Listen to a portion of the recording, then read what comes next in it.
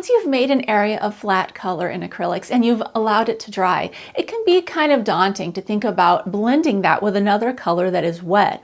But today I'm going to show you how to do it with the Liquitex Basics paint and also with Liquitex Heavy Body paint. First, it's good to know what colors that we used in our dried areas that we're going to blend a wet paint with. So I used this color for this one and this color for this one. And then what we're going to do for the tutorial is use a Heavy Body Muted Green and a Liquitex Basics Brilliant Blue. I'm going to show you 4 different techniques with a wet on dry method. What you want to do is put a little bit of each type of paint that you have used and are planning to use in the blending on your palette, so that way they're all available there for you.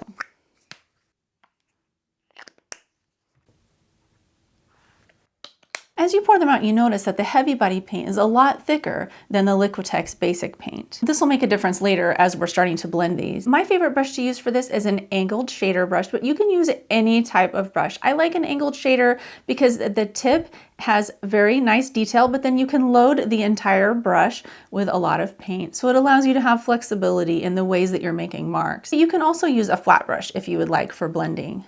So what we're going to do is we're going to take some of this Liquitex Basics paint. We're going to paint a little area over here. So now this is what we would like to have blended together. So then what you can do is just start to dab. Basically, you're making little dots with the pointed end of the paintbrush. You're just kind of dabbing it on there. You can see it's not very blended yet, but what you want to do is clean off your brush with some water and then dry that off on a paper towel or rag so that your brush is damp, and then go at the very edges here and start dabbing in circles.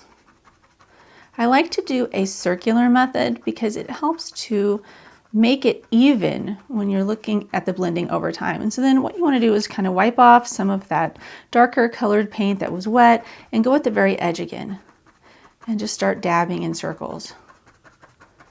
And if you don't like the way it looks, let's say it's not quite blended enough, you can continue to work it. You can add a little more dampness on your brush if you want to take off more of the wet paint as you're blending. You can see that's starting to look really nice and blended. The more you work at it, the more the blend will become even. And if you don't quite like the way it looks, let's say you added a little too much water like I did there, what you can always do, if you have some of the paint that you were using before, is you can add a little bit of that paint color in here and a little more of the wet paint that's darker, and then just start dabbing and blending. And eventually you'll get a consistency that you like.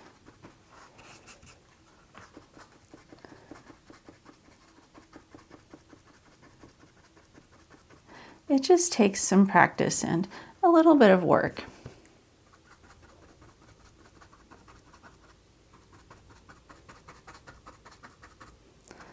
I think that's looking pretty good, at least good enough for the tutorial. Kind of depends on if you want to have some textures in your blending or not. I personally like to have a little bit of texture show up. I think it gives your painting more dimension and a more interesting painterly feel. Now we're going to use some of the Heavy Body paint. We're going to mix it over here. You can see this is a very dark green. It's almost black, too dark to blend. So what we're going to do is add a little bit of the original color to it, just to kind of bring it down a little bit from being so dark to a little bit lighter color. And this will be a lot easier to blend. I love working with Heavy Body paint because it gives you a nice opaque coverage, and it's easier to blend with, in my opinion, because you're covering up that old dry layer that you have with a paint that's very opaque, and so you don't see as much of it coming through. And for some reason, just the way that the pigment is in the Heavy Body paint, I like the way it feels when you're painting with it and when you're mixing with it. You can leave a little more texture in there if you would like, or you can get rid of the texture easier in it as well. But I like to add a little bit of texture to my pieces. So you can see as you start to blend, if you add just a little bit of that original color, then you can start to blend them really nicely. You can even blend all of the other colors together that you had on there by doing this, especially if some of it's still wet like this is. So basically you just dab and start blending together. Add a little bit of that original color. And it all starts to look nice and blended.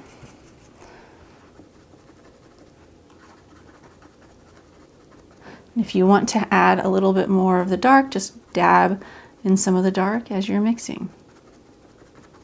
This next method I'm going to show you is called scumbling, and I'm going to be using an old flat brush, one that's really messed up.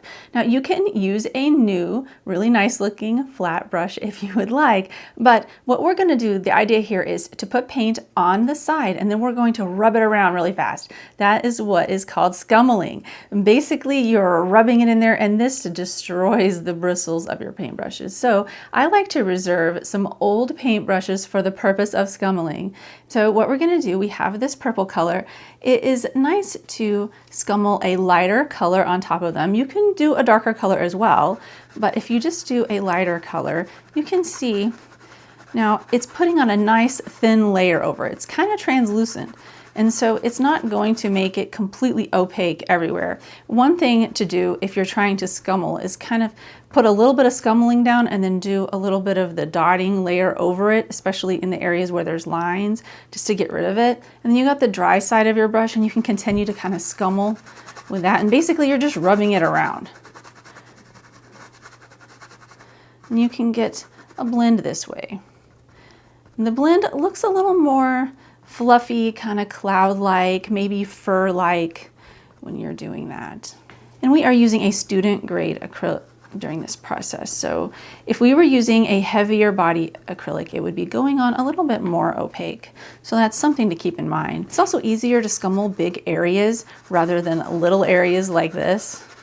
So if you're trying to do a large area, scummeling it will churn out better results than our tutorial is. Let's say we want to add some more of this darker blue over here. We've got it right here. It looks completely different than these other colors. It's not blended at all. But what you can do, instead of doing a really even blend, you can do a really chunky blend. And this is so much fun for abstract paintings because you can put dots or marks in different directions and in different ways, and it starts to look blended the more that you add some of these unusual abstract marks. But it's not as blended as everywhere else. But blending like this is really fun when you are creating abstract pieces. You can do interesting types of textures and marks this way. If you want, you can just kind of get crazy with it and really add lots of different big chunky marks. But it all ends up looking kind of blended in the end because all of the marks that you've added on there are similar yet different, and it adds a really nice textural feel to your blending. If you found this video helpful, I've made an entire playlist of acrylic painting tutorials. You can watch them here. It'll help level up your acrylic paintings, especially if you're a beginner. All right, thank you so much for watching. See you next time.